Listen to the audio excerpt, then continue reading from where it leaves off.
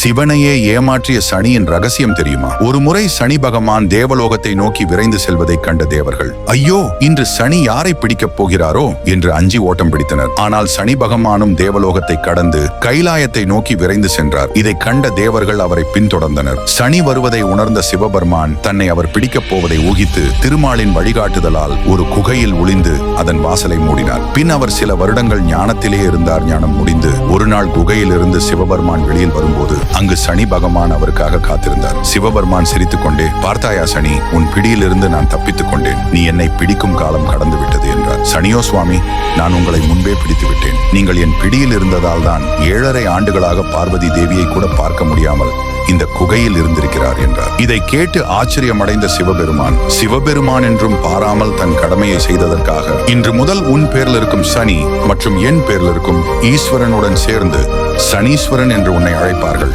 என்று ஆசி வழங்கினார்.